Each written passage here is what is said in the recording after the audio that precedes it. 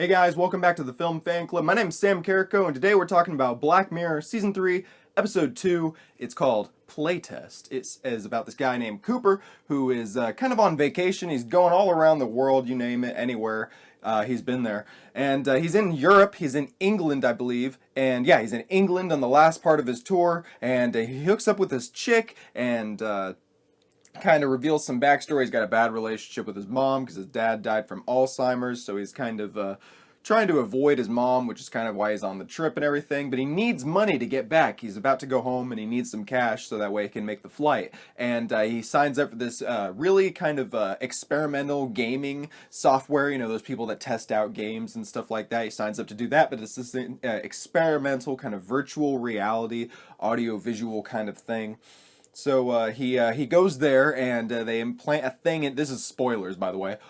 He goes there and they plant a thing in the back of his head and kind of starts some bad shit. I really liked this episode. Of course, Black Mirror is an anthology show, so the last episode was entirely unrelated to this one. I liked that aspect of it. So it's really cool to see just a different scenario. It's kind of like a cool way for young like screenwriters or up and coming screenwriters or just anyone to come in and like cut their teeth or just play around with these fun concepts and build one episode around it. And it's like got less of a budget and less of a runtime than an actual movie, but it's more than just a short film. So it's pretty cool to see these things happen and to see it all come together. What I really liked about this episode was it seemed like it definitely felt very Twilight Zone-y, which is what this show's often likened to, but it also had kind of a haunted house vibe to it. And even going into the episode, I was like, okay, you know that the thing, you can't feel it, so why should you be scared if you know going into it that it's just going to be video and audio that's messing with you? But then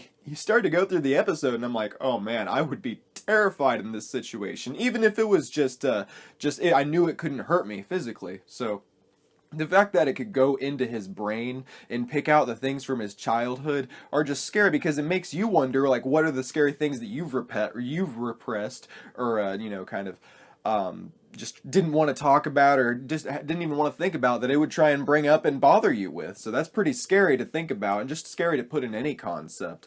And there were a lot of other cool things about this, but one thing that kind of bothered me was you can kind of tell a little bit, and I guess you kind of have to, but it just was a little bit noticeable that at the beginning there's a lot of exposition. It kind of seems like whenever he hooks up with this chick at the beginning and they hang out, and I like the chick, the character was very nice, but whenever he's just kind of given all this exposition, I'm just like, this is going to come back later in the episode, because I know that it's supposed to be like a Twilight Zone-y kind of horror kind of not mystery but suspenseful weird show, and so I'm like, these personal details that he's revealing are definitely going to come back and bite him in the ass, and they definitely do in unsuspecting ways, and this episode definitely kept me on my toes. And man, that ending, I mentioned the spoilers, so there's spoilers definitely, but the ending was freaking crazy, because one we did get after he died the first time, or no, it wasn't until he died, I don't know, but I was like, this isn't a happy ending, isn't it? Because whenever he went back to the mom and then she started to have Alzheimer's too, I'm like, that's pretty coincidental. I didn't know it, like you could get it through marriage or whatever. I thought it was just kind of like hereditary or something like that, but that was pretty crazy. So I kind of figured that was a bad dream. Another thing that I liked about this show was that it's kind of got like a bad dream vibe, where you think about, you wake up and you're like, whew, so I liked that ending. But then, yeah, it gets what seems to be the classic Black Mirror fashion. It has that crazy twist at the end where you realize that he only took the whole virtual reality thing for like 0.04 seconds or something like that. And the entire recurring phrase was call your mom, that's what you got to do. And then at the end, it's so creepy. They type in "called mom" as the last remarks on his death, and that was just freaking crazy. So as far as like what I liked about this episode, I liked the tone, the haunted house vibe. It was definitely a scary episode, and it's a creepy glimpse into where gaming could. Because I mean, virtual reality is something that we seem to be on the cusp of right now. Every week or every all the time, I'm hearing about new inventions and new kind of exploration with technology as when it comes to gaming. So this is kind of a scary look at that, which I guess is what the intention of Black Mirror is. So I really like it.